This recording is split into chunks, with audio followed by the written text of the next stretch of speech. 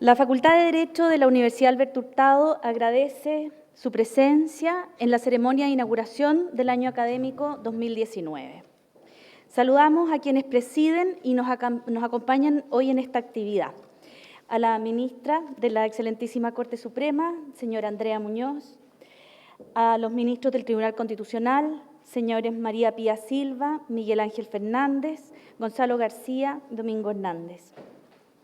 Al rector de la Universidad Alberto Hurtado, señor Eduardo Silva, a los vicerrectores de nuestra universidad, al secretario general, decanos y representantes de las universidades Autónoma, Católica de Chile, Central, de Chile, de Concepción, Diego Portales, Finisterra, Los Andes y Mayor.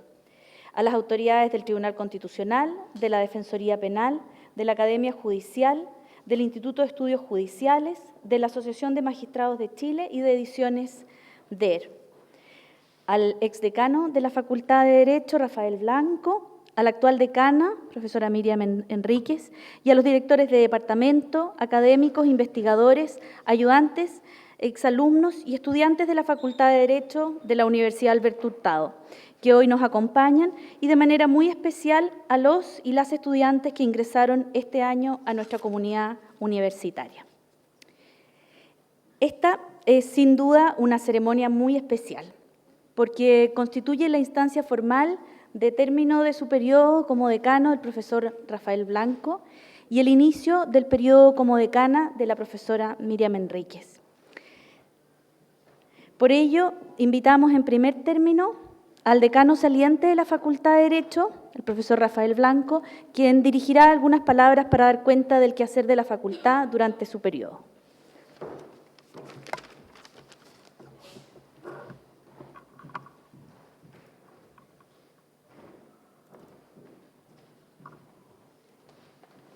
Bueno, muy buenos días, muy bienvenidos a esta ceremonia de inauguración del año académico de la Facultad de Derecho de la Universidad Alberto Hurtado.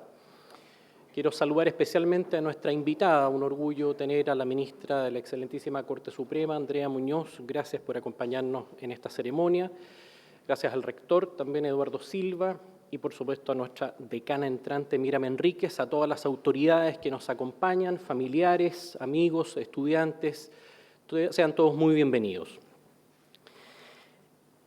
Voy a presentar la cuenta del periodo que me correspondió encabezar como decano de esta institución y quiero compartirlas con enorme alegría, con enorme orgullo, porque detrás de estas cifras hay equipos, hay convicciones, hay proyectos que hemos ido intentando plasmar a lo largo del tiempo y creo que lo hacemos con un enorme grado de alegría, un enorme grado de satisfacción, de servicio para la creación y consolidación de nuestro proyecto de la Facultad de Derecho.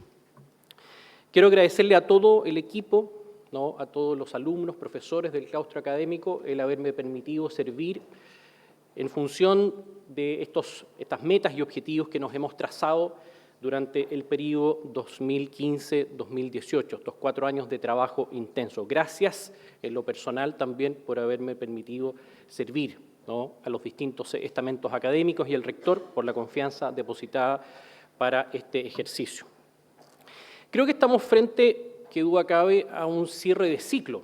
Nos acompaña el exdecano Pedro Irureta, con quien hacia 1999 y anterior comenzamos a gestar un proceso de creación de una facultad de Derecho, proyecto que comenzó a desarrollarse a partir del año 2000, por lo tanto podríamos decir que este es el cierre de ciclo de quienes fuimos los fundadores de este proyecto junto a Max Prado y Javier Arévalo.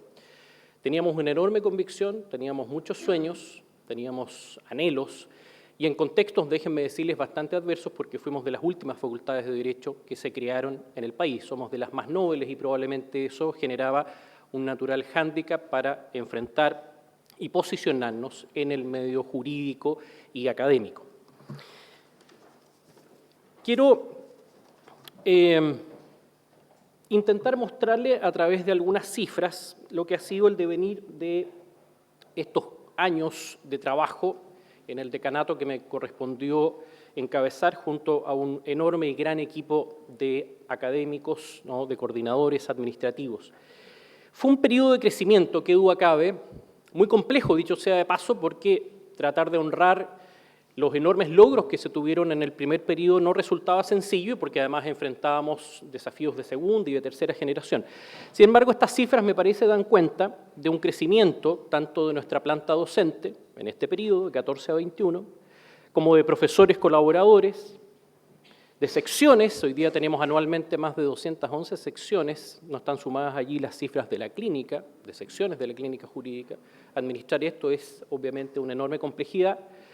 Hemos crecido en el número de estudiantes, pero esa cifra que da cuenta únicamente de números, lo que esconde me parece es, y quiero comentárselos, que junto al crecimiento de alumnos, hemos crecido también en los puntajes promedio PSU. Nuestros alumnos son los cuartos mejores puntajes promedio PSU de la región metropolitana de la Facultad de Derecho, y eso no es poco cuando además exhibimos un crecimiento muy significativo en el volumen total de alumnos, un crecimiento en número y un crecimiento en calidad. Y además un número mayor de clínicas jurídicas al servicio de parte de lo que es nuestro ethos, el servicio a los demás. Pero no solo ha crecido el claustro, no solo ha crecido el número de estudiantes, sino que además hemos servido al país honrando esta expectativa de una universidad compleja, que hace docencia, que hace extensión o vinculación con el medio y a la vez hace investigación, aporta ideas. En este periodo hemos tenido 22 proyectos Fondesit y un total de 241 publicaciones científicas, un claustro que, siendo un claustro aún en crecimiento y consolidación, y desde luego un claustro menor en número al de otras facultades de Derecho, es capaz de exhibir una creatividad, ¿no?, y una producción científica muy notable. En este periodo, déjenme comentarles, ¿no?, y lo da cuenta el informe de acreditación que presentamos, en 2 de los años fuimos la segunda facultad de Derecho con más proyectos Fondesit adjudicados y en uno de sus años fuimos la tercera. O sea, creo que, de nuevo, si me permiten repetir esta idea, honramos la legítima expectativa no solo de generar una institución docente de calidad, sino más una institución que aporta trabajo investigativo, ideas, ¿no?, al servicio del Estado de Derecho. En este mismo periodo, en el posgrado, ¿no?, transitamos desde 4 diplomados a 6, 2 postítulos a 5 y un magíster hacia 2 que ya están funcionando con mucho éxito y 2 más que están en proceso de creación y ya en su fase final, o sea, tendríamos dentro de poco tiempo más ya 4 magísteres. O sea, también en el ámbito del posgrado hemos ido complejizando y avanzando cifras. Hemos hecho más de 140 seminarios y eventos académicos, 435 ponencias de nuestros profesores. Por supuesto que no nos encerramos a trabajar, a estudiar y pensar, sino que divulgamos el conocimiento, tenemos un contacto intenso también con el medio que nos rodea. Creo que el ethos de la facultad ha sido desde sus inicios una facultad preocupada por el desarrollo de las políticas públicas del sector justicia y la capacidad de aportar que los distintos académicos han intentado desarrollar. En el periodo de gestión que me correspondió, inauguramos estas instancias de cuentas públicas para efectos de compartir con la comunidad académica y los distintos estamentos de la vida universitaria lo que hacemos. Por eso creamos la memoria anual ad maiora. Hicimos un proceso de difusión de facultades, de nuestra facultad en distintas redes.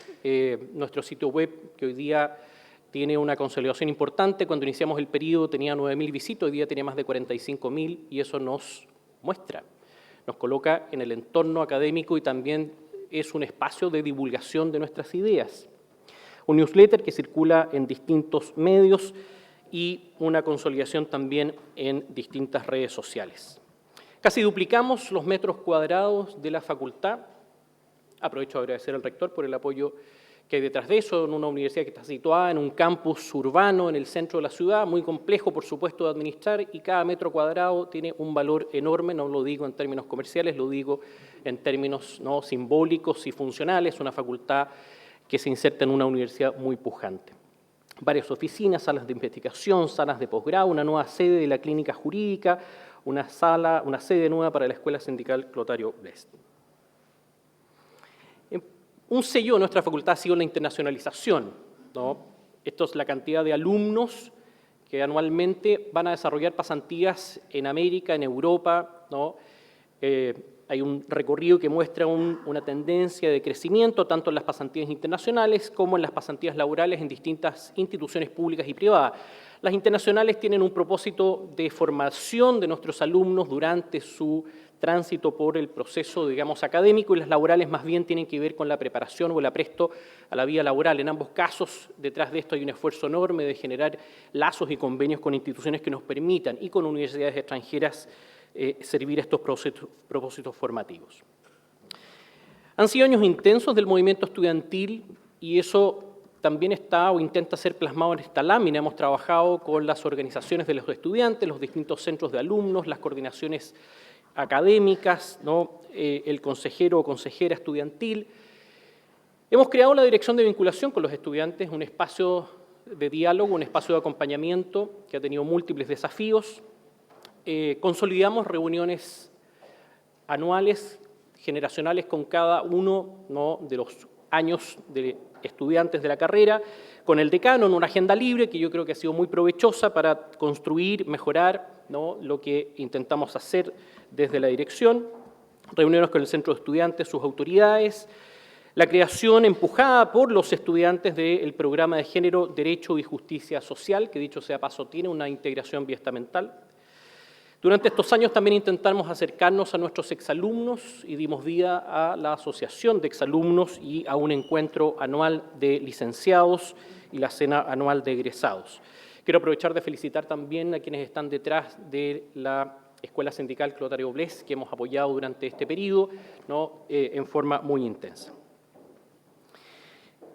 Y todo esto se plasma en esta lámina, que me parece es una lámina que de lo que da cuenta es de un progreso sostenido, porque una cuestión es que nos juntemos quienes formamos parte de los estamentos de la facultad y nos digamos que bien lo hemos hecho, que contentos estamos con este proyecto, no nos ha sido fácil. Y detrás de esto hay muchas horas y muchas convicciones. Lo relevante es que desde fuera nos miren y nos digan que esas percepciones que tenemos coinciden con los estándares de exigencia del proceso, de los procesos de acreditación.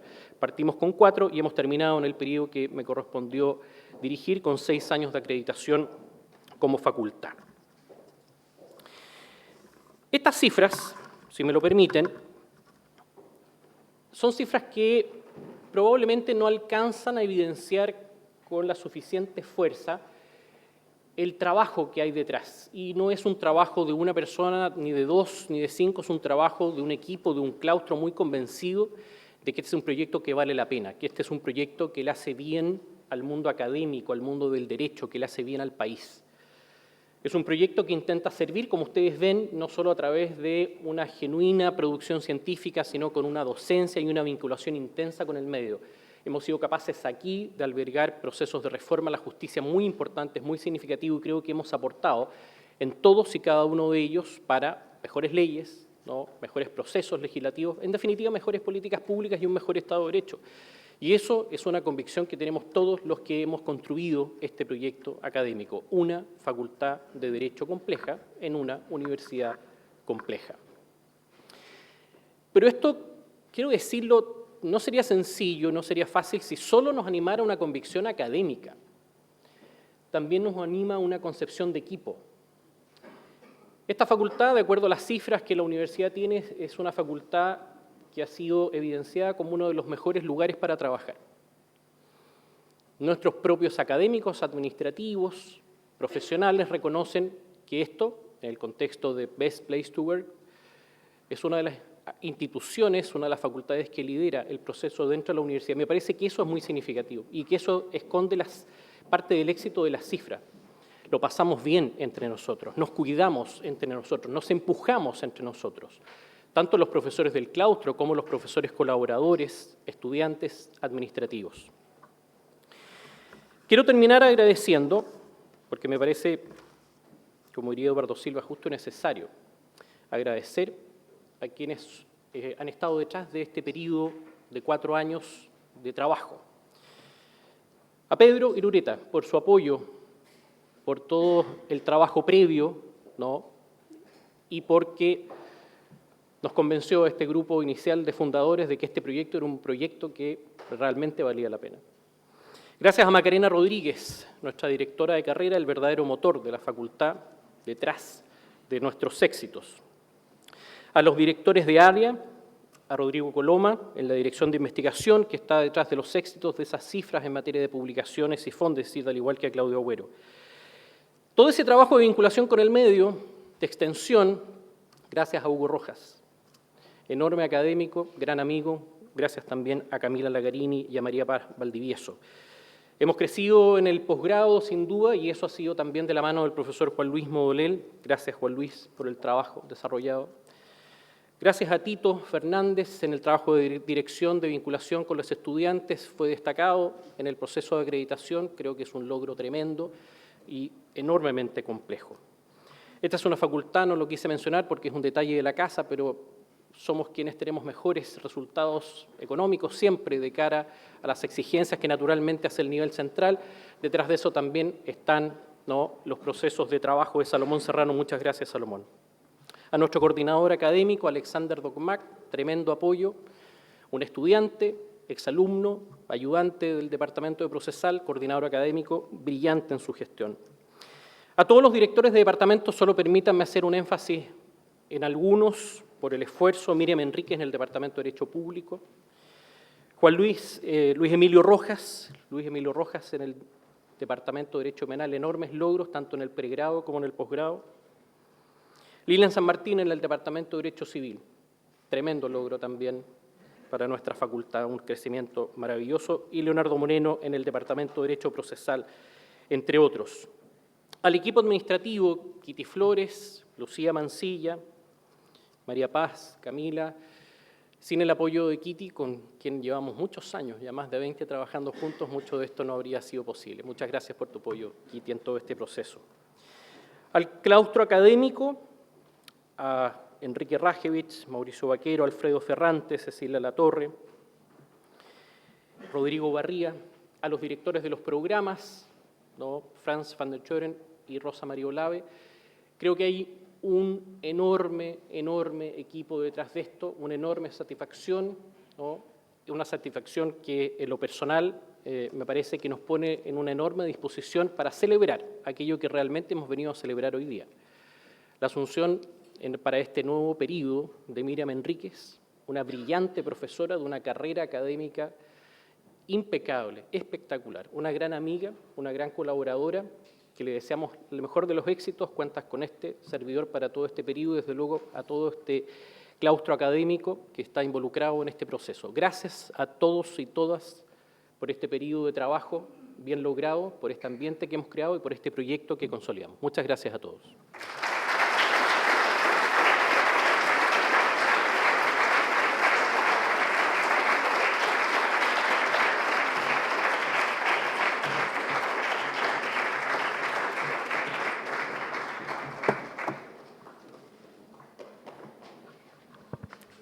Gracias, Rafael.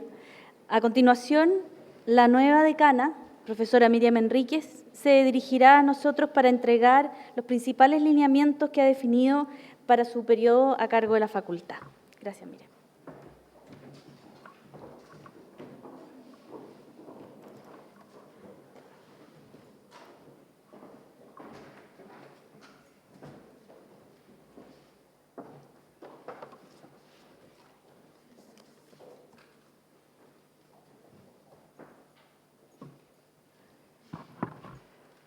Muy buenos días a todos y a todas, autoridades nacionales, autoridades universitarias, profesores, estudiantes, exalumnos, amigos y amigas. Muchas gracias, ministra Muñoz, por acompañarnos esta mañana y darnos la clase magistral. Es un honor para mí estar con ustedes hoy. Déjenme decirles que realmente me encuentro muy emocionada de ver muchos de ustedes acá en este auditorio de la Universidad Alberto Hurtado en un momento tan significativo como este. De alguna manera, cuando uno tiene esta oportunidad, estos grandes momentos, advierte que tienen antecedentes en experiencias previas y por sobre todas las cosas se construyen a propósito de probablemente la participación de muchos de ustedes, personas muy queridas en este tipo de contextos. Quisiera dirigirles algunas palabras para muy brevemente dar cuenta de los principales cambios en el sistema de educación superior para ubicar en el contexto los desafíos de esta Facultad de Derecho y para presentar así el proyecto de esta facultad para los próximos 4 años. Respecto del primer asunto, en este último tiempo, como ustedes bien lo saben, el sistema de educación superior, tanto en el pregrado como en el posgrado, ha experimentado transformaciones, cambios que han incidido en el mayor acceso al sistema universitario. Estos cambios se traducen en al menos 3 asuntos.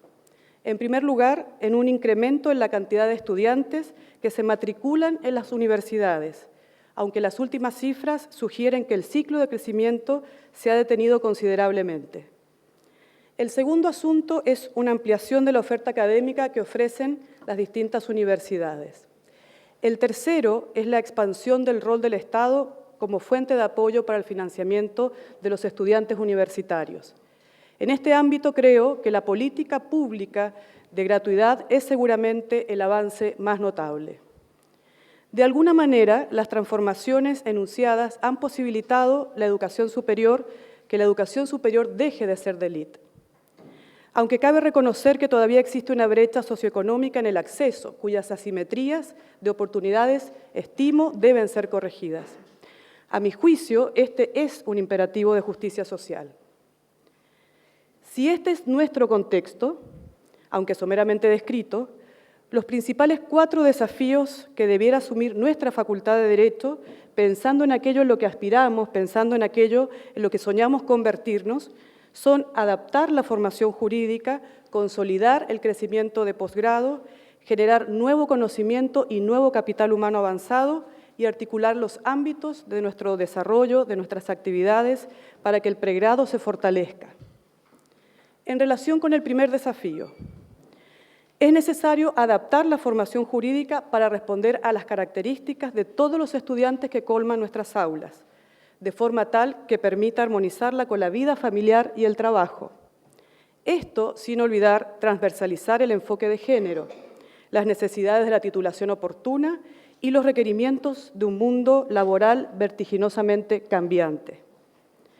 El segundo reto es consolidar el crecimiento de posgrado y en el área también de educación continua, manteniendo nuestra identidad, con la misma atención y los recursos que se dispensan para el pregrado, con criterios de evaluaciones especializados y flexibles que hagan compatible también el trabajo con la vida familiar. Incluso pensar en programas a distancia, con enfoques y metodologías que promuevan la innovación. El tercer desafío es generar nuevo conocimiento y capital humano avanzado que dialogue con los problemas que se observan en la realidad y que fomente el trabajo interdisciplinario e interinstitucional. El cuarto es reconocer que la investigación, la extensión y la docencia se retroalimentan y que contribuyen a aumentar la calidad de la formación jurídica, siendo por ello forzoso intencionar los esfuerzos para articular dichos ámbitos. En el contexto señalado, que como ustedes verán reconoce grandes metas, nuestra Facultad de Derecho espera hacer una contribución en la formación de excelencia de nuestros estudiantes, un aporte efectivo a la Universidad Alberto Hurtado, como una institución compleja, con una orientación pública y de servicio al país, con preocupaciones universales. Asumo públicamente hoy, como mujer de Derecho, como decana, la responsabilidad de aportar en la construcción de las respuestas adecuadas para estos desafíos. Por cierto, muy convencida de que aquello solo es posible en el trabajo arduo de equipo. En este trabajo tendré el privilegio de ser acompañada por un grupo de académicos y académicas con una trayectoria y calidad humanas indiscutibles, mismas virtudes que están presentes en quienes ejercen labores directivas, de gestión y de todos los funcionarios y funcionarias de nuestra facultad y de nuestra universidad. A su vez, tengo la certeza de que nuestros estudiantes y exalumnos son un cuerpo vivo y activo que quiere lo mejor para su alma mater. Todo esto me hace sentir muy afortunada por tener el privilegio de asumir este cargo como decana. Agradezco al rector esta oportunidad y la confianza depositada.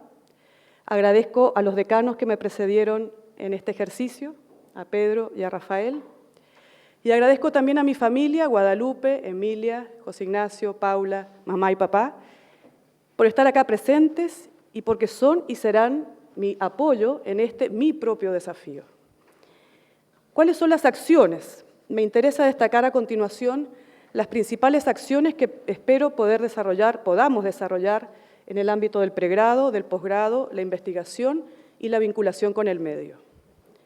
En el pregrado, nos empeñaremos en concluir el diseño e implementar la reforma al perfil de egreso y al plan de estudios actualmente en curso que tome en consideración las características de los estudiantes que escogen nuestra facultad, que fortalezca sus competencias y que les brinde nuevas herramientas que fomente la multidisciplinariedad en el ciclo básico, que proyecte un ciclo de profundización que los prepare disciplinarmente y les permita transitar a una formación más reflexiva y práctica de los problemas jurídicos, que propenda a una inserción efectiva en el mundo laboral según las actuales demandas y que procure una licenciatura oportuna.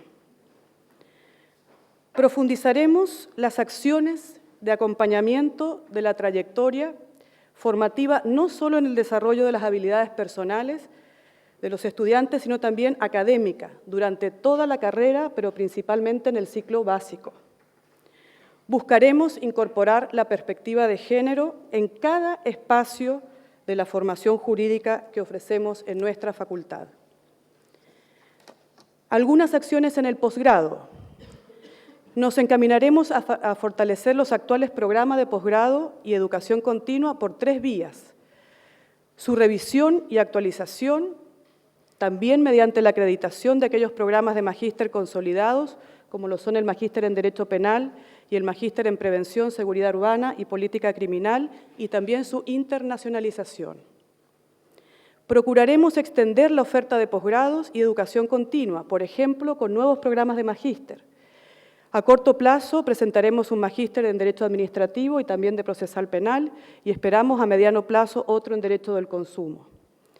También intentaremos diversificar los diplomados y postítulos que respondan, por un lado, a nuestra identidad y, por otro, a las demandas de especialización y actualización de los abogados.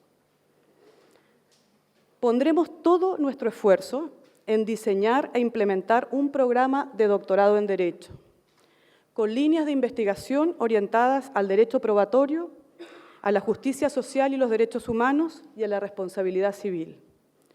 Nuestro doctorado en Derecho buscará formar expertos, investigadores de primer nivel en las áreas recién definidas. Este espacio de formación de capital humano avanzado estará a disposición de nuestros exalumnos, de nuestros profesores y de todo jurista. Esperamos alcanzar en él una calidad que incluso nos permita atraer a doctorandos extranjeros. En investigación, buscaremos estratégicamente fortalecer los resultados de investigación, tanto en el volumen de las publicaciones como en el impacto, y en la adjudicación de proyectos financiados con fondos externos e internos. Lo anterior tanto respecto de los profesores de jornada como respecto de los profesores colaboradores y ayudantes. Propiciaremos la formación de grupos de investigación al interior de la facultad, así como de equipos de investigación interdisciplinarios e interuniversitarios, para incrementar el aporte e importancia de la investigación de los problemas complejos, tales como las reformas judiciales, el género y la diversidad sexual, la seguridad urbana, la memoria y los derechos humanos, la mediación y la resolución de conflictos, entre otros asuntos. Implementaremos el proyecto de una revista como una publicación científica del programa de doctorado en Derecho, con formato electrónico conforme a los criterios exigidos para una pronta indexación científica. Desarrollaremos e implementaremos centros de investigación que potencien las líneas más consolidadas de investigación que, según nuestra política de investigación vigente, son el derecho probatorio, la justicia social y los derechos humanos, además de la responsabilidad civil. Procuraremos también vincular los resultados de investigación con la formación de pregrado, por ejemplo, incentivando a los profesores investigadores para que su labor se traduzca en productos que incrementen la calidad de la educación y la docencia en el aula, y también mediante la formación de academia de ayudantes y de semilleros de investigadores. En relación con la vinculación con el medio, Priorizaremos aquellas actividades de extensión que tengan mayor impacto en los temas relevantes nacionales, que dialoguen más fluidamente con la formación de pregrado y supongan esfuerzos colectivos. Buscaremos ampliar y diversificar los vínculos con instituciones prestigiosas extranjeras que repercutan en la formación de pregrado a través de las pasantías de investigación de estudiantes e intercambios, de la proyección de las actividades de extensión, la realización de pasantías laborales en el sector público y privado internacional, y también la generación de redes de contacto y colaboración. También definiremos la incorporación de nuevas áreas de atención de las clínicas jurídicas, propiciaremos el litigio estratégico y el trabajo en red con otras clínicas jurídicas e instituciones. En síntesis, pretendemos brindar una formación de calidad, y esta calidad no puede ser considerada en abstracto. Esta calidad tiene que ser alineada y consistente con la misión de nuestra universidad.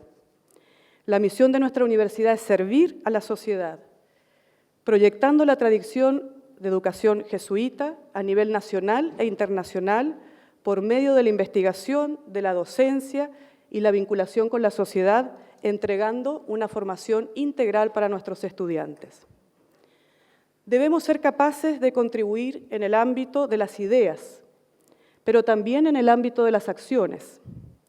El conocimiento sirve para entender cómo funciona el mundo, pero ha de servir también para brindar esperanza a las personas marginadas y defender a las víctimas de la injusticia. Termino con un llamado, porque la facultad de la que nos enorgullecemos, esa que contribuye a su universidad, esa que contribuye a nuestro país, requiere de la confianza, el liderazgo y el compromiso de todos nosotros, exalumnos, estudiantes, funcionarios y profesores, de todos los que somos parte de este proyecto y de quienes hoy también nos acompañan. Por eso, los invito a sumarse a este esfuerzo. Muchísimas gracias.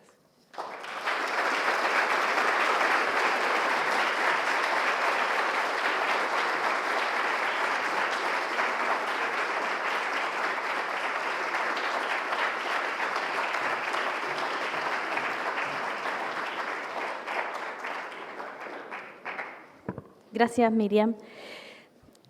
La inauguración del año académico es una tradición que se remonta a la Edad Media, cuya finalidad es celebrar el inicio de cada año lectivo con una conferencia magistral de un intelectual destacado o destacada. Esta tradición se mantiene en las universidades confiadas a la Compañía de Jesús en el mundo. En esta ocasión hemos querido invitar a la ministra de la Corte Suprema de Justicia, señora Andrea Muñoz, para que dicte la lección inaugural de la Facultad de Derecho de la Universidad Alberto Hurtado en el año 2019. La exposición se titula Enfoque de género en el acceso a la justicia. La magistrada Andrea Muñoz es abogada, juez de la Corte Suprema desde el año 2014, siendo previamente durante 8 años abogada integrante de la Corte de Apelaciones de Santiago. La ministra Muñoz ha destacado también por su importante actividad académica, siendo secretaria académica, decana subrogante, miembro del Consejo de Facultad y académica del área de Derecho Civil de la Universidad Diego Portales. Ha recibido innumerables premios, siendo recientemente reconocida en la conmemoración del Día Internacional por la No Violencia contra la Mujer, por su contribución a la eliminación de la violencia contra la mujer en Chile desde uno de los poderes del Estado, dado su rol de promotora y actual directora de la Secretaría Técnica de Igualdad de Género y No Discriminación del Poder Judicial. Agradecemos la venida y la presentación que nos hará la ministra.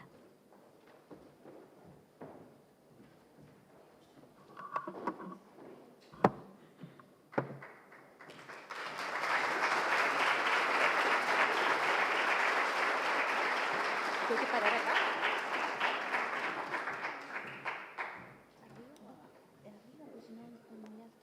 Soy chica. Gracias.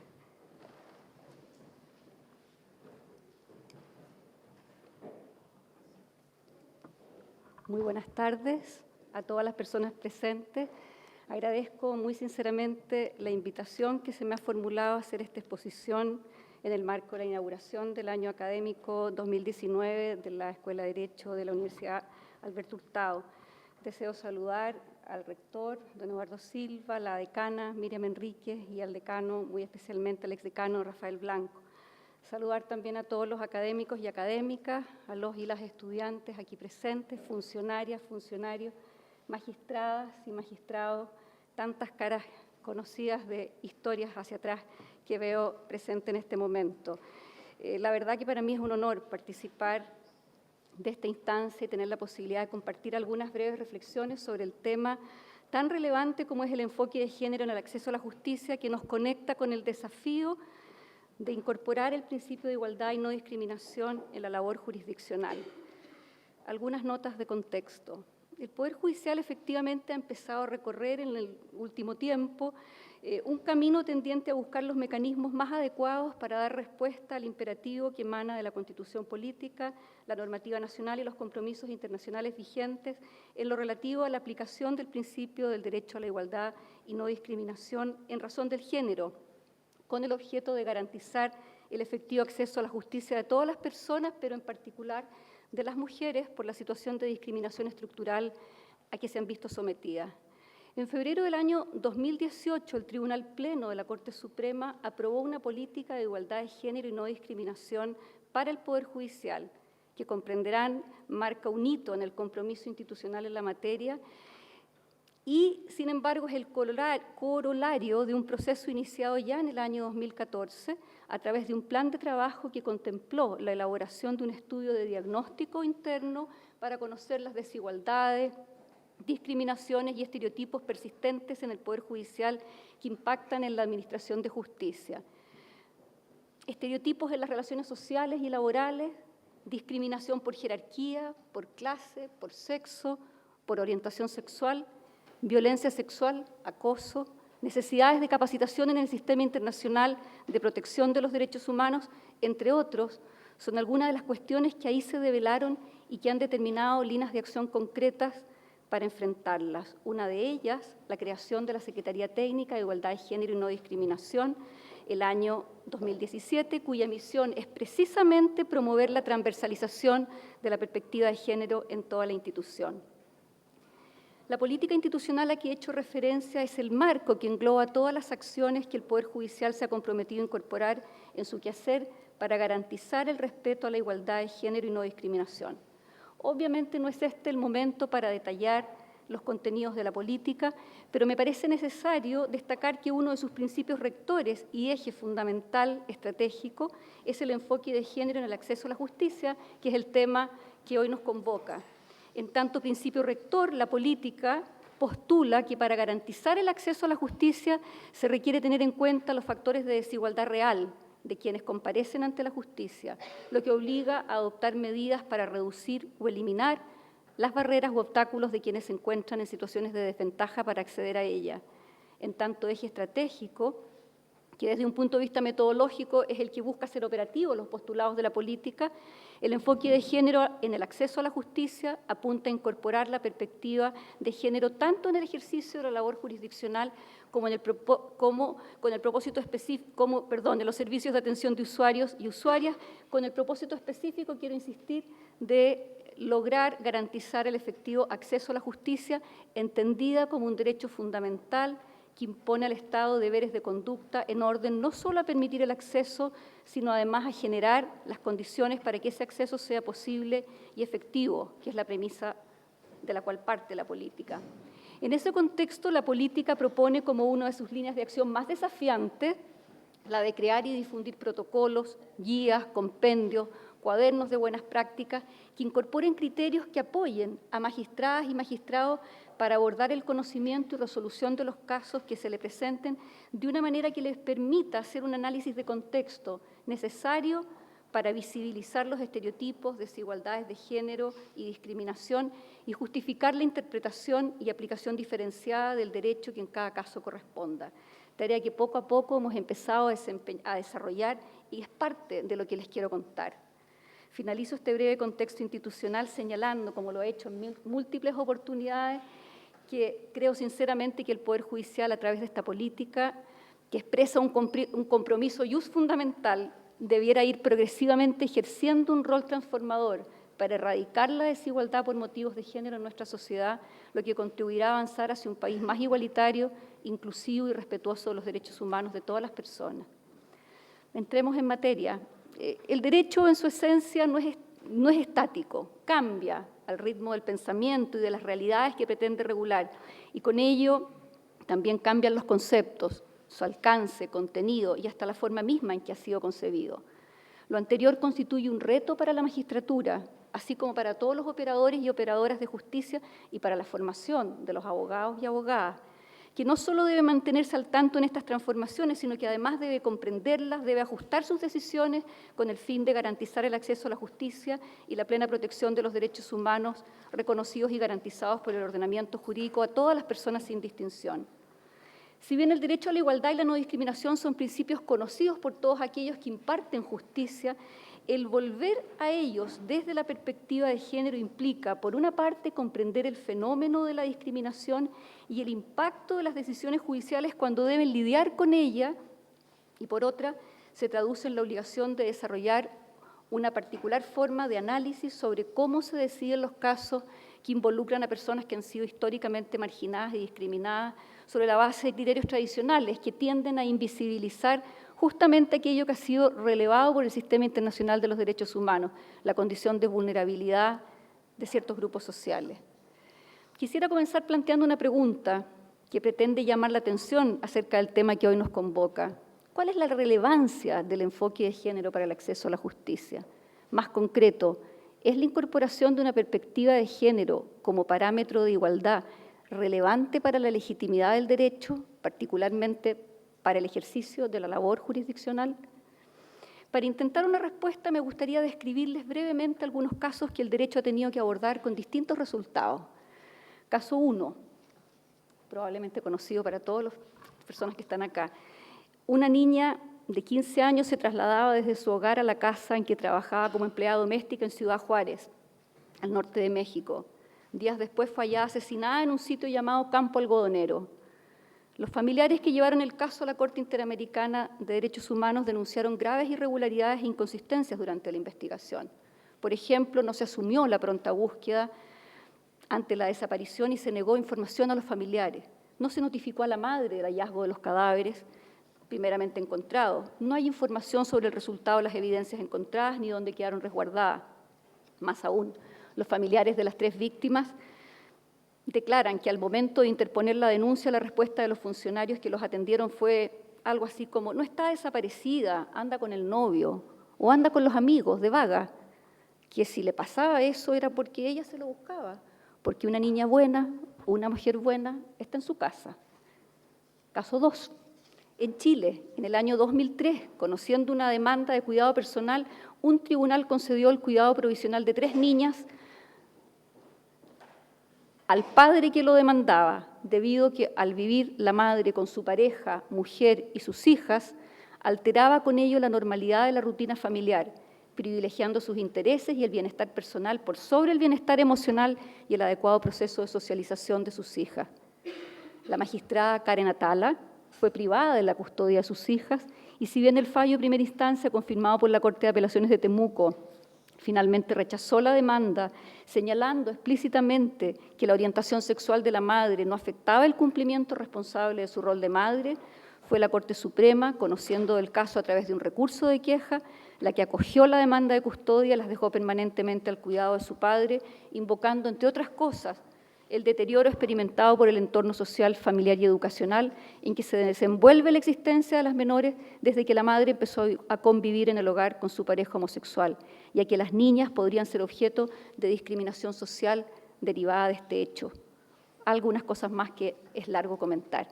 Caso 3, también en Chile, en la 9ª región, a fines del año 2016, una mujer con 32 semanas de embarazo y con diagnóstico de preeclampsia, es trasladada a través de diversos centros médicos a fin de que su urgencia sea atendida y pueda nacer su hija. En ese momento, la mujer, Lorenza Cayuán, perteneciente a la etnia mapuche, tenía 31 años y se encontraba privada de libertad cumpliendo una condena por receptación y robo con intimidación en la zona de Arauco. Mientras fue trasladada a los distintos centros médicos y cuando estaba en trabajo de parto permaneció engrillada y permanentemente custodiada por personal de gendarmería, uno de cuyos funcionarios estuvo presente incluso durante el parto. Deducida acción constitucional de amparo en favor de la mujer mapuche fue desestimada por la Corte de Apelaciones de Concepción por estimar que el recurso había perdido oportunidad. Pese a la diversidad de los hechos, ¿existe algún factor común, les parece a ustedes, en la forma en que los sistemas de justicia abordaron la situación de estas mujeres? Pensemos, la niña, adolescente, empleada doméstica, pobre de México, la magistrada chilena, lesbiana y sus hijas, la mujer mapuche, privada de libertad, ¿fueron tratadas de manera justa, con respeto a su dignidad y derechos por el sistema de administración de justicia? La respuesta a estas preguntas a mí me parece abrumadora. Todas fueron discriminadas y los respectivos sistemas nacionales de justicia actuaron con toda su fuerza para perpetuar dicha desigualdad.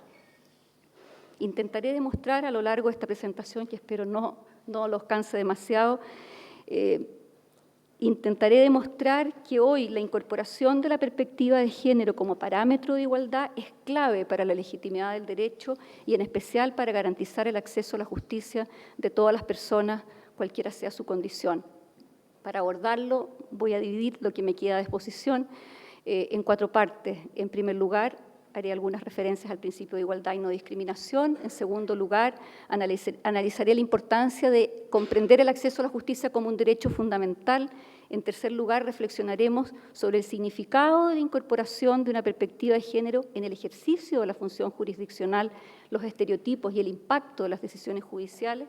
Y bueno, si me queda tiempo, hablaré algo sobre interseccionalidad y cerraré intentando ver cuál es la respuesta a los casos que acabamos de mencionar que dio la Corte Interamericana y luego la Corte Suprema de Justicia chilena.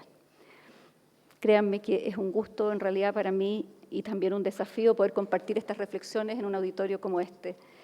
Respecto al principio de igualdad y no discriminación, las preguntas sobre qué es la igualdad, o más concretamente, quiénes son iguales y en qué sentido, son de antigua data y han estado en el corazón de numerosas luchas a lo largo de la historia. Nadie podría cuestionar que vivimos en un mundo esencialmente diverso. Todas las personas somos distintas, no solo en nuestra apariencia física, sino como pensamos, amamos, en nuestra forma de expresarnos y comprender el mundo, entre otras cosas. Las discusiones sobre igualdad se dan en distintos planos, en lo filosófico, en lo político, en lo económico, en lo normativo. Ahora bien, la pregunta es, ¿de estas diferencias en el mundo de lo natural deben colegirse necesariamente diferencias a nivel jurídico? ¿Cuándo y por qué se justifican? ¿Cuándo son admisibles estas diferencias? La verdad es que la definición de quiénes son iguales está fuertemente ligada con las concepciones culturales sobre la condición humana imperante en cada contexto. Si en el pasado era aceptable indicar que las personas no eran tales por su color de piel, o eran titulares de derechos en menor grado a partir de su sexo, la mujer casada, hoy no existe un soporte jurídico, pero sobre todo no existe un soporte ni moral ni cultural para amparar tal distinción en el trato. Hoy, sin lugar a dudas, llamaríamos a tal acto una discriminación, es decir, una distinción en el trato arbitraria y proscrita, tanto en el derecho chileno como en el derecho internacional de los derechos humanos. En ese sentido, el Derecho Internacional de los Derechos Humanos ofrece a la magistratura una guía de los principales consensos de la comunidad internacional, contenidos en normas y principios acerca de aquellos motivos por los cuales no está permitido discriminar y aquellos donde cierto tipo de distinciones sí estará justificada o bien será necesaria e imperativa.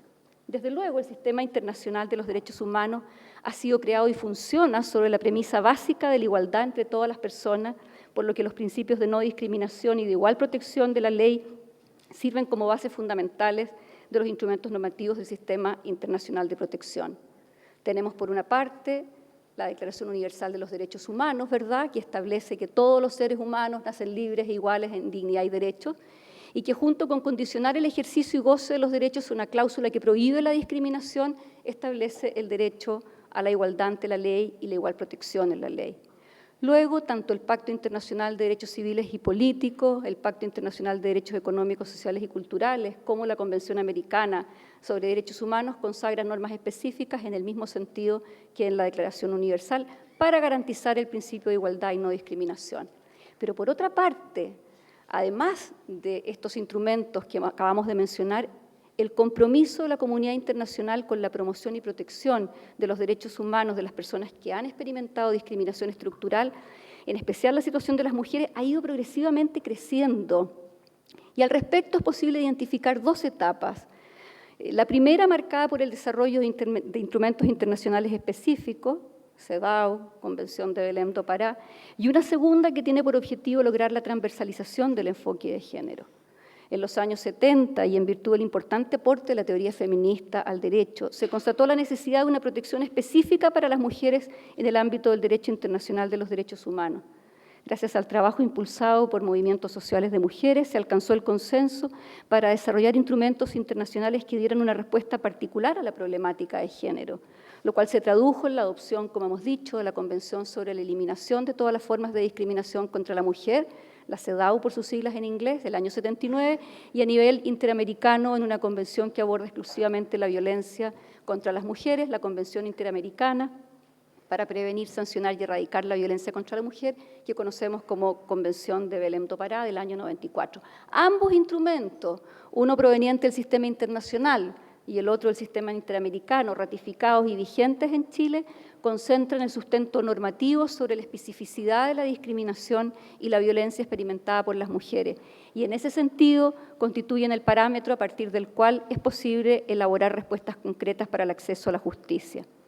Esa fue la primera etapa. La segunda etapa tiene su origen en los años 90 y fue por ahí por el año 93, con la Declaración y Programa de Acción de Viena aprobada por la Conferencia Mundial de Derechos Humanos, donde realmente se universalizaron los derechos humanos y se dijo en forma expresa que los derechos de las mujeres son derechos humanos. En ese periodo se alcanzó la convicción de que no era suficiente los tratados específicos a los que me acabo de referir, y por lo tanto era ineludible incorporar el reconocimiento de las diferencias de género en la interpretación y aplicación de todos los tratados generales sobre derechos humanos. Y es, por ejemplo, lo que ha venido haciendo la Corte Interamericana de Derechos Humanos con la Convención Americana y el Tribunal Europeo de Derechos Humanos con la Convención Europea de Derechos Humanos.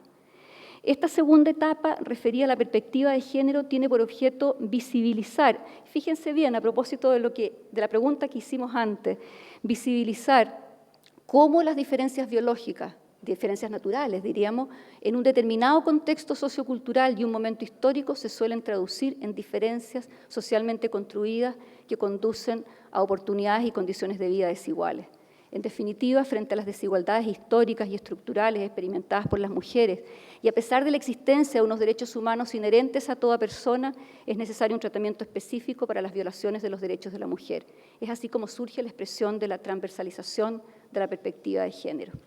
Bueno, para ir recapitulando, quisiera decir que si bien no existen definiciones en todos los instrumentos para el derecho a la igualdad y la no discriminación, efectivamente el análisis de las distintas definiciones que pueden haber en un lado y en otro nos hace posible identificar al menos tres elementos comunes. Uno, estamos en presencia de una discriminación cuando existe una distinción, exclusión, restricción o preferencia. Me voy a detener en la tercera, que es la que me interesa. Luego, el trato diferenciado que está proscrito debe basarse en una de las categorías sospechosas, es decir, en alguno de los elementos de diferencia que históricamente han sido utilizados para discriminar y que se han venido ampliando con el objeto de reconocerse de manera expresa en los tratados internacionales más recientes la orientación sexual, la identidad de género y como categoría sospechosa. Y luego que el trato diferenciado debe tener como propósito o consecuencia anular o menoscabar el reconocimiento, goce o ejercicio de los derechos humanos de un grupo de personas específicas.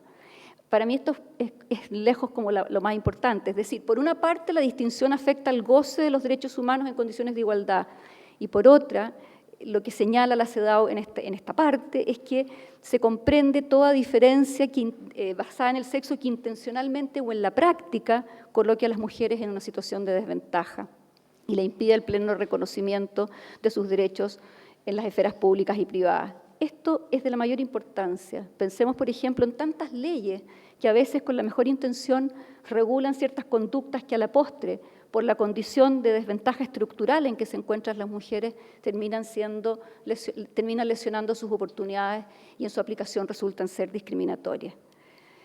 Y luego, junto al concepto de discriminación, los comités de las Naciones Unidas, como ustedes saben, encargados de supervisar la ejecución de los tratados, han analizado distintas clasificaciones de igualdad y no discriminación, de las cuales yo quiero nada más recordar que una, ¿verdad?, es la discriminación directa e indirecta, a la que nos acabamos de referir, también a la discriminación de jure y de facto, en función de la cual el Comité de los Derechos Económicos, del Pacto de los Derechos Económicos, Sociales y Culturales, ha señalado la importancia de la distinción entre la igualdad formal y la igualdad sustantiva, y que la igualdad formal presupone que se logra la igualdad si las normas jurídicas o de otra naturaleza tratan a los hombres y las mujeres de manera neutra. ¿Habrá alguna carta fundamental, digo yo, que no lo haga? Pareciera que todos, básicamente, tendemos a obtener una igualdad formal. ¿Qué es lo que nos debe preocupar entonces? La igualdad sustantiva, la igualdad real, que no se contenta con esa igualdad formal, sino que busca, en definitiva, que enfrentar y remediar situaciones de discriminación concretas, de manera de aliviar las desventajas reales que ocurren en el medio.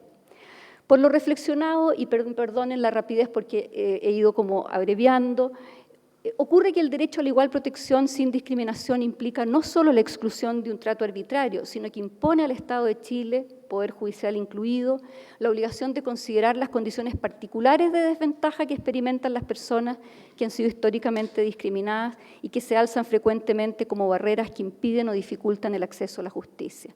Es aquí donde hacemos la conexión con el siguiente capítulo de acceso a la justicia como un derecho humano. Tanto en el sistema universal de los derechos humanos como en el sistema interamericano se consagra el derecho de las personas de ser oídas y de contar con recursos judiciales en condiciones de igualdad. Estos derechos conforman lo que se ha reconocido como el derecho de acceso a la justicia.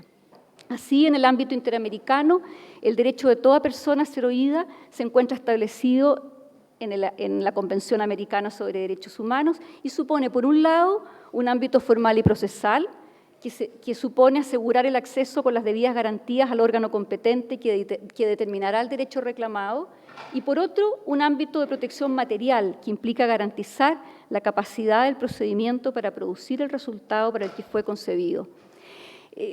Por su parte, el artículo 25 de la Convención exige que los recursos que los Estados suministren a las víctimas de una violación de derechos humanos sean efectivos, fíjense, a los fines de determinar si ha ocurrido dicha violación y proveer lo necesario para remediarla. Por lo tanto, los Estados tienen la obligación de garantizar a toda persona el acceso a la administración de justicia y a que el recurso, entendamos más propiamente las acciones que se prevean, permitan lograr, entre otros resultados, el juzgamiento de los responsables y la obtención de una reparación para el daño. Probablemente me debiera extender más sobre de qué manera el Sistema Universal de Protección de Derechos Humanos permite identificar diversos instrumentos que reconocen y consagran el acceso a la justicia. No lo voy a hacer para no abusar de ustedes.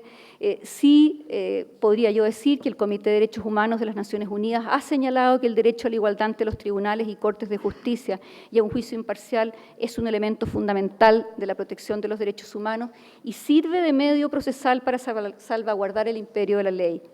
Por lo tanto, en la medida que el acceso a la justicia es fundamental para salvaguardar los derechos de las personas y los grupos vulnerados, es labor del Estado adoptar un conjunto de medidas que aseguren el ejercicio de este derecho sin discriminación.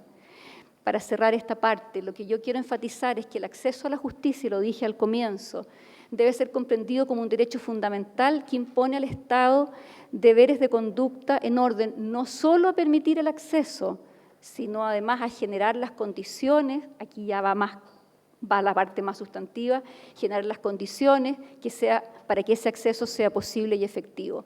Lo que desde el punto de vista que estamos tratando de desarrollar nosotros implica levantar las barreras que obstaculizan ese resultado y que, como hemos anunciado, supone que magistrados y magistradas reconozcan las múltiples discriminaciones asociadas al género que están presentes en los casos sometidos a su conocimiento. De esta manera también promovemos, se permite alcanzar la paz social, evitando la autotutela o la búsqueda de justicia por propia mano.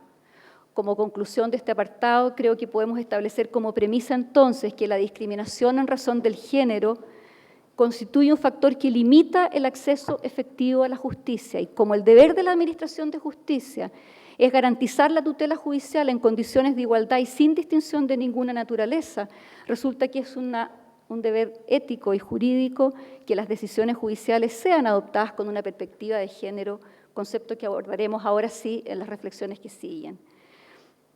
Hasta ahora hemos analizado los principios de igualdad y no discriminación, la importancia de su aplicación en aras de garantizar el acceso a la justicia. Al llegar a este estadio de la reflexión, yo espero que hayamos podido ir asentando el entendimiento de que no se satisface el derecho de acceso a la justicia si al momento de conocer un caso la magistratura no advierte la discriminación en razón del género que experimenta la persona, la que en ocasiones puede converger o superponerse con otras formas de discriminación, acuérdense de Lorenza Cayuán, ya sea por razones de discapacidad, origen étnico, orientación sexual u otros factores. Demos un paso más y preguntémonos específicamente, ¿qué significa juzgar con perspectiva de género? De acuerdo a lo que hemos venido rápidamente desarrollando, en términos simples, la perspectiva de género debe ser comprendida como una herramienta metodológica de análisis que permite a magistrados y magistradas conocer y juzgar los casos que llegan al sistema de administración de justicia con una mirada que entienda y visibilice las barreras que dificultan el goce o ejercicio igualitario de determinados derechos que una persona reclama, particularmente las mujeres, por la situación de discriminación estructural a que nos hemos sido objeto. Magistrados que además entonces, al visibilizar estas discriminaciones, sean capaces de interpretar y aplicar el derecho a la luz de las normas nacionales e internacionales que hemos venido revisando, de una manera que no perpetúen esas discriminaciones y que respeten el principio de igualdad. La primera cuestión que me interesa despejar en torno al tema y que a lo mejor ustedes se estarán preguntando es la siguiente. Si la justicia se quita la venda, recuerden ustedes esta mujer con los ojos tapados, que quisiera representar la imparcialidad de la justicia, ¿no? Si la justicia se quita la venda y se pone los lentes de género, como también suele decirse, ¿no resulta una justicia sesgada, parcial, que atiende a los intereses de la mujer y entonces no es objetiva y neutral? Pues bien, se trata precisamente de todo lo contrario. Con el enfoque de género lo que se busca, escuchen bien, es disolver los sesgos cognitivos, los estereotipos, los prejuicios asociados al género, que operan o pueden operar desde la perspectiva de quien decide o adjudica como barreras que impiden ver o comprender de manera integral el caso o situación que debe juzgar. No está en juego, pues, que se pierda la imparcialidad, sino al contrario, la perspectiva de género es una exigencia para superar sesgos que constituyen obstáculos para el acceso efectivo e igualitario a la justicia. De manera que si magistrados y magistradas no se quitan la venda y no advierten la existencia de esos sesgos, están poniéndose ellos y ellas mismas en una situación de discriminación que dificulta el acceso a la justicia. Para lograr incorporar la perspectiva de género en el razonamiento judicial, entonces, es clave para la magistratura conocer y reflexionar sobre qué efectos tiene en nuestra cotidianeidad la construcción social y simbólica de los géneros y entender cómo ello impacta en nuestro modo de ver y sentir la realidad y especialmente en la impartición de justicia. Como marco jurídico es importante consignar que la obligación de erradicar los estereotipos de género se encuentra consagrada explícitamente en el artículo 5A de la CEDAW y en los artículos 6B y 8B de la Convención de Belén do Pará, resultando ilustrativa la recomendación general número 33 del Comité de la CEDAW, que constata, comillas, la existencia de una serie de obstáculos y restricciones que impiden a la mujer realizar su derecho de acceso a la justicia en un pie de igualdad. Esos obstáculos, dice la recomendación más adelante, se producen en un contexto estructural de discriminación y desigualdad debido a factores como los estereotipos de género, las leyes discriminatorias, los procedimientos interseccionales o compuestos de discriminación y las prácticas y los requisitos en materia probatoria. ¿Pero qué son los estereotipos? ¿En qué consisten? Los estereotipos se refieren a características, actitudes y roles que la sociedad atribuye a las personas, ¿no? Que han sido aceptadas y mantenidas y reproducidas casi de manera natural en la cultura, generando de esa forma relaciones y situaciones discriminatorias. Los estereotipos funcionan de manera inconsciente. Cada vez que asignamos a una persona atributos, características o roles solo en razón de su pertenencia a determinado grupo. Sabemos, ¿verdad? Los hombres son más racionales, las mujeres más emocionales, las mujeres les cuesta más aprender matemáticas y infinidad de cosas, ¿no? Son ideas simplificadas que expresan prejuicios y que, según decíamos, se encuentran fuertemente arraigadas en la cultura y la sociedad. Como indican Rebecca Cook y Simone Cusack, que tiene un libro maravilloso sobre estereotipos, comillas, un reto para combatir el sexismo que frecuentemente se perpetúa a través de los estereotipos lo constituye el hecho de que muchas de nuestras actitudes se forman de manera inconsciente y no siempre tenemos plena conciencia de nuestro propio sexismo. En la medida que lo seamos, es posible que hayamos desarrollado formas de racionalizar y encubrir nuestras actitudes prejuiciosas. Como es posible advertir, cuando un tribunal se deja influenciar por estereotipos, se juzga a la persona en base a las ideas acerca del grupo en particular. Se juzga a la persona en base a las ideas del grupo en particular y no en base a los hechos relevantes y las circunstancias significativas para resolver el caso específico. El impacto de los estereotipos al momento de conocer un caso fue claramente señalado por la Corte Interamericana de los Derechos Humanos en el caso de Campo Algodonero que relaté al inicio, donde las autoridades desestimaron las denuncias sobre la desaparición de mujeres jóvenes y pertenecientes a un estrato social bajo porque asumieron que eran muchachitas que andaban con el novio o con amigos de vaga, afirmando su decisión de que una niña buena, una mujer buena está en su casa, como decíamos al principio. Las autoridades estatales mexicanas culparon a las madres de las jóvenes desaparecidas por permitirles que salieran de noche y solas. Todo lo anterior refleja cómo los estereotipos impactan en la toma de decisiones y en el contexto de un caso judicial y pueden hacer la diferencia entre un fallo justo y uno injusto. Imposible, tal vez ustedes lo están pensando, no evocar lo sucedido en Alto Hospicio entre los años 98 y 2001, donde 14 jóvenes fueron asesinadas y en donde las autoridades inicialmente desestimaron las denuncias de los familiares señalando que las jóvenes habían escapado de sus hogares para dedicarse probablemente a la prostitución o por ser víctimas de violencia intrafamiliar. No necesitamos ir a Ciudad Juárez. Por eso, resulta de vital importancia tomar conciencia sobre el impacto de las decisiones judiciales en la vida de las personas y la comunidad y la enorme responsabilidad que pesa sobre juezas y juezas en la erradicación de los estereotipos. Es de suma relevancia esta obligación, ya que aún, fíjense, en los estereotipos que son caracterizados tradicionalmente como benignos, por ejemplo, el de la buena madre, ¿qué podría tener de malo? El de las mujeres como buenas cuidadoras, concepciones que en todo caso provienen del supuesto de la mujer ideal para la sociedad tradicional, que aparte de ser bella, debe ser pura, virtuosa, etc. Estos estereotipos benignos pueden generar también discriminación y justificar situaciones de violencia. La mujer efectivamente, el marido frente a una mujer que tiene que representar todo aquello en contra de las mismas mujeres. Del mismo modo que los roles y estereotipos asociados a lo que significa ser padre o madre, por ejemplo, pueden afectar también los derechos del padre en una situación determinada, en un juzgado de familia, privándolo del cuidado de los hijos o de la relación directa y regular por los estereotipos respecto a lo que significa ser padre y significa ser madre.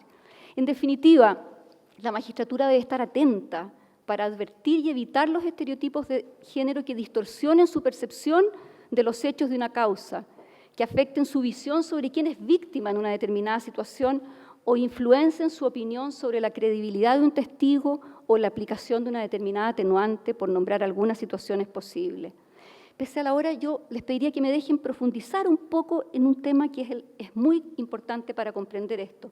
Probablemente una de las dificultades para comprender esta tarea que venimos analizando es que se refiere a aspectos del razonamiento judicial o del ejercicio jurisdiccional menos abordados en la cultura jurídica y en la formación de los abogados y abogadas.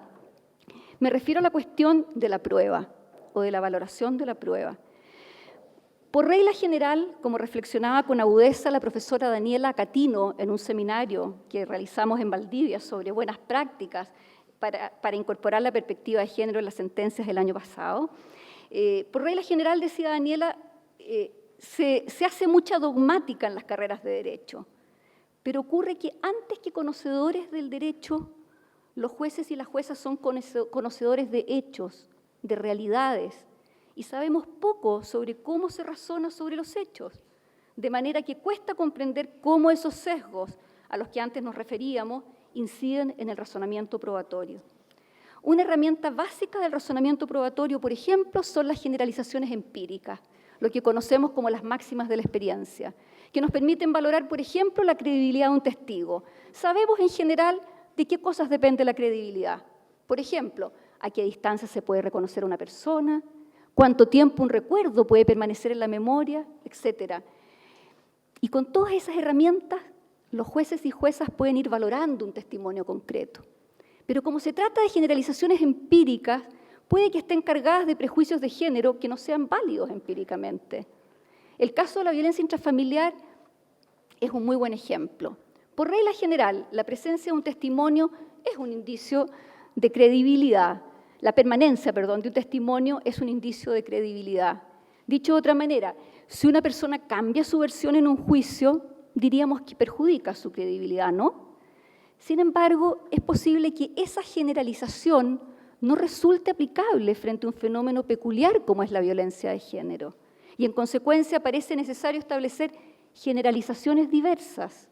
Como hay intereses contradictorios, vínculo afectivo versus necesidad de liberación de esas agresiones, se producen tensiones que permiten explicar cambios de versión acerca de los hechos, por lo que ese dato debiera ser valorado con otra generalización más adecuada al contexto.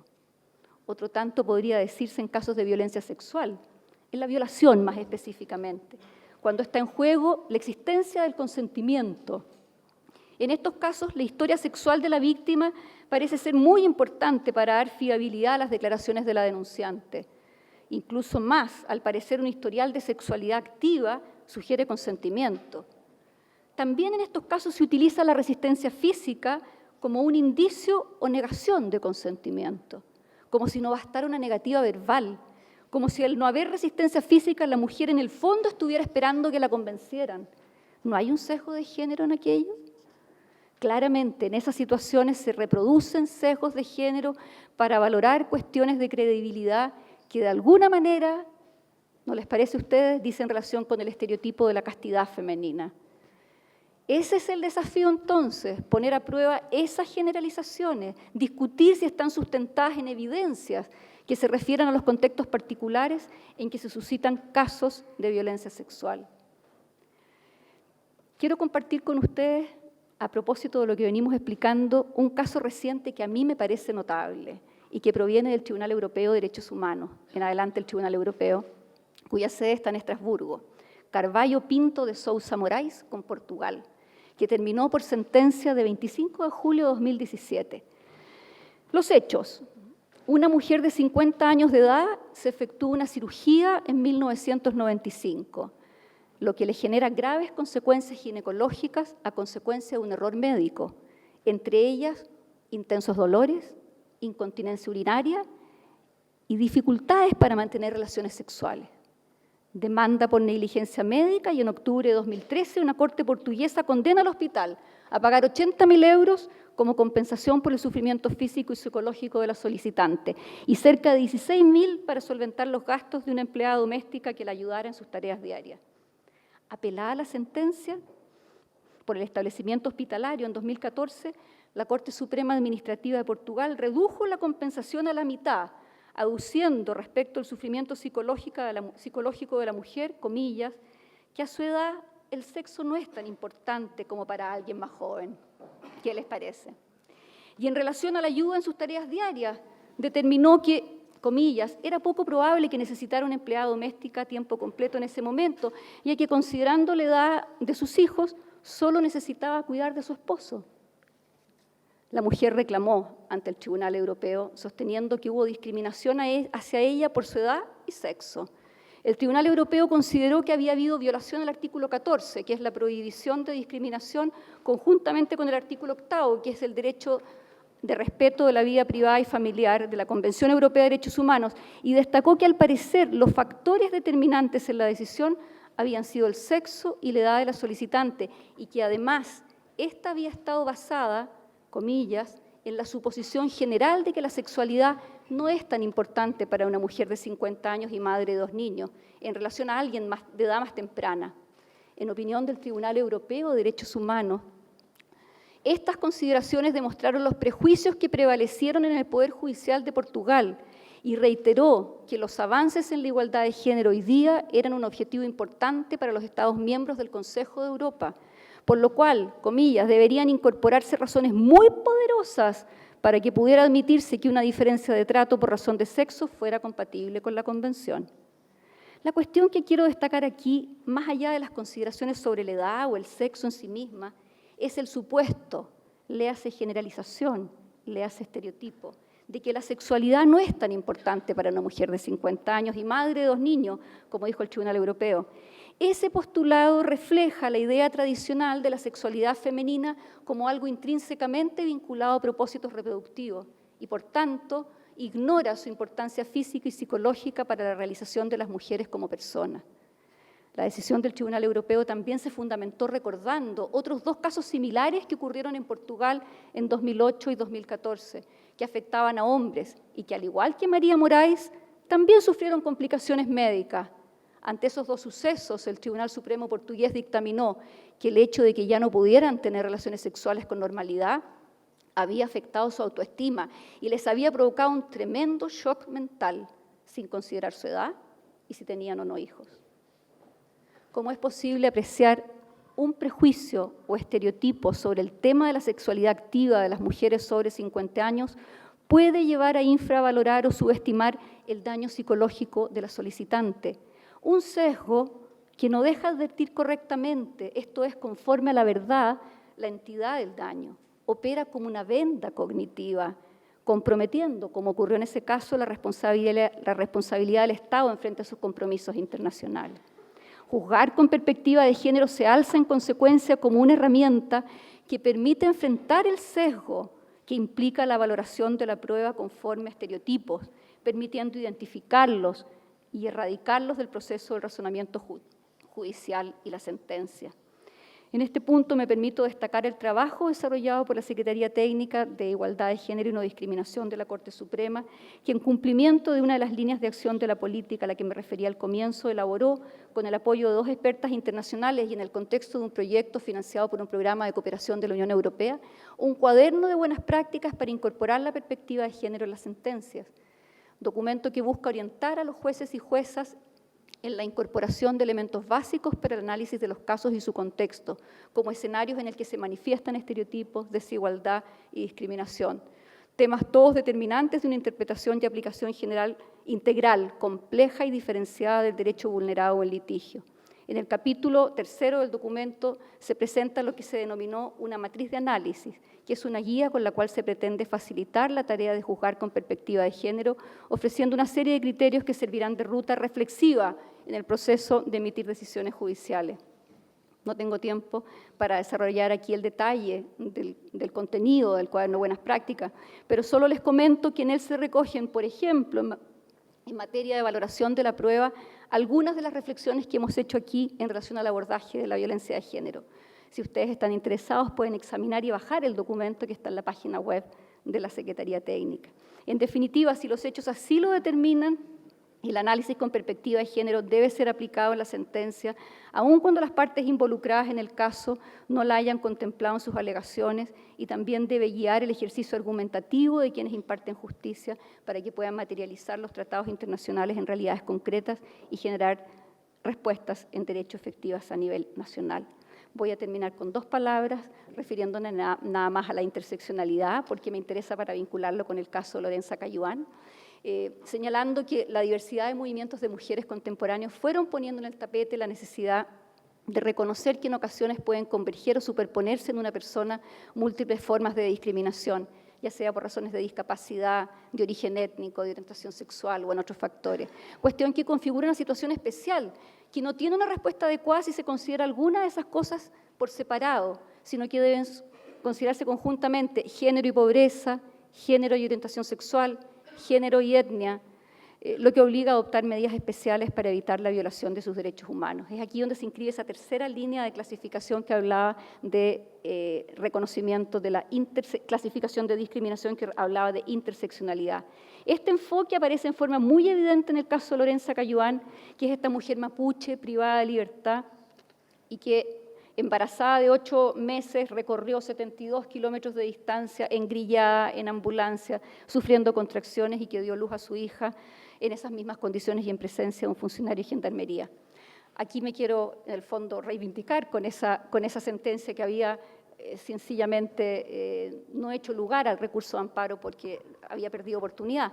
La Sala Penal de la Corte Suprema chilena en el año 2016, revocando el fallo en alzada, señaló que en este caso hubo discriminación por ser mujer y mapuche y aplicó el derecho internacional, la Convención de Belém do Pará, y claramente señaló que se estimaba que en este caso hay una situación paradigmática de interseccionalidad en la discriminación, donde se observa la confluencia de factores entrecruzados de discriminación que se potencian e impactan negativamente en la amparada.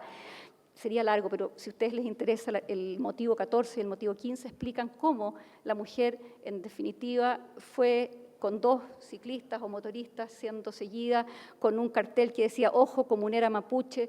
Era una persona que no tenía alta peligrosidad, sin embargo, fue estigmatizada de esa manera. Entonces dice, esta recibió un trato injusto, denigrante y vejatorio, dada su condición de mujer, gestante, parturienta, privada de libertad y perteneciente a la etnia mapuche, lo que en forma innecesaria puso en riesgo su salud y vida, así como la de su hija.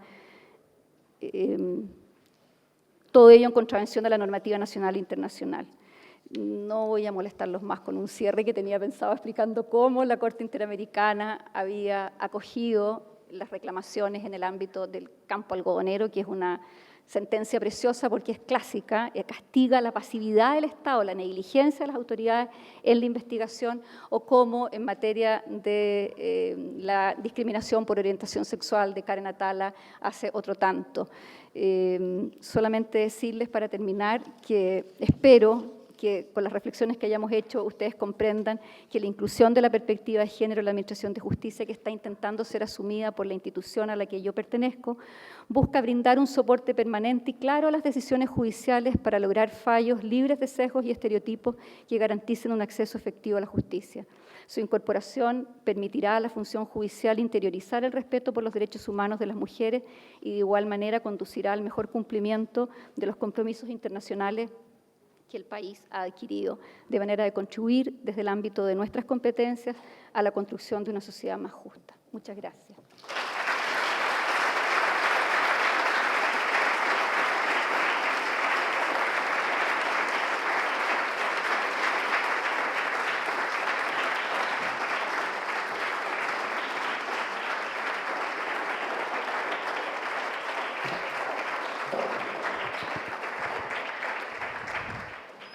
Agradecemos a la ministra Andrea Muñoz por su charla magistral y recalco magistral, cuyo tema es especialmente relevante para todos quienes nos encontramos hoy día aquí reunidos. A continuación voy a dejar con ustedes a nuestro rector, Eduardo Silva, quien nos dirigirá algunas palabras. Palabras muy breves. 2 palabras para decir gracias. Es justo y necesario agradecer a todas nuestras visitas, ministros, autoridades, decanos de otras facultades. Su cariño, su interés, su reconocimiento nos honra. Doy las gracias en nombre de la universidad y como rector. Y agradecer también a la Facultad de Derecho el enorme aporte que le hacen a esta universidad. Rafael casi nombró uno por uno a los académicos de la facultad, agradecer a los académicos, a los administrativos, a los estudiantes que hoy día nos acompañan, agradecer muy profundamente a Pedro Irureta, decano fundador, agradecer todos los logros que hemos podido llevar a cabo gracias a tu gestión, Rafael, agradecer tus propósitos, tus sueños. Una sola reflexión, está muy claro lo que la Facultad de Derecho le aporta a la Universidad Alberto Hurtado. Habría que preguntarse qué le aporta al Alberto Hurtado a la Facultad de Derecho. Lo dijo Miriam, queremos servir al país desde una determinada tradición. La Universidad Jesuita de Chile pertenece a una tradición educativa de la Compañía de Jesús que hunde su nacimiento hacia el siglo XVI, pero quiero decir que esta tradición educativa hunde sus raíces en la tradición judeo-cristiana. La fe cristiana necesita de la razón. porque si no se vuelve una superstición. Necesitamos ser purificados para que esta fe sea razonable, sea comunicable. Por eso la comunidad cristiana necesita de las universidades y la tradición ignaciana las ha provisto. Pero la razón también necesita de la fe. Necesitamos ampliar la mirada, sacarse las vendas de nuestras disciplinas para incluir lo que normalmente nuestras disciplinas no incluyen. Para vernosla con el pasado, una de las disciplinas con las que contamos es la historia.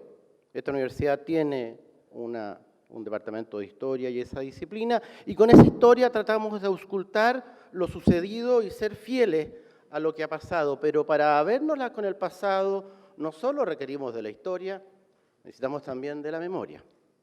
La memoria de la tradición judeocristiana pone su acento para relevar la historia de los pobres, la historia de las víctimas, la historia de los marginados, la historia de los discriminados. Jesús se identifica, Dios se identifica con una víctima pobre. Historia y memoria, cada uno en su sesgo, pero esa perspectiva da profundidad. Termino, para vernosla con un pasado traumático o un presente traumático, necesitamos del derecho, necesitamos de la justicia. Y la justicia le da a cada cual lo suyo y a ese crimen, ese castigo. Y sin embargo, para el pasado traumático presente, también puede servir el perdón. Justicia y perdón. Justicia y amor. Alberto Hurtado tenía muy claro que la caridad comienza donde termina la justicia. No suplantamos justicia en nombre de la caridad, no pasamos gato por liebre, justicia. Y sin embargo, existe el perdón, existe la alegría, existe el amor. Esa articulación entre justicia y amor, entre justicia y perdón, nos habla que quizás algunas de nuestras sanciones pudieran ser un poquito más humanas. Y tenemos un largo camino en ese sentido. Me alegra mucho que la crítica que se genera y la autonomía en generar esa crítica de esta Facultad de Derecho sea inspirada por las convicciones. Ministra, usted nos ha dado hoy día una de esas convicciones, la perspectiva de género, para ampliar nuestra mirada de justicia. Muchas gracias.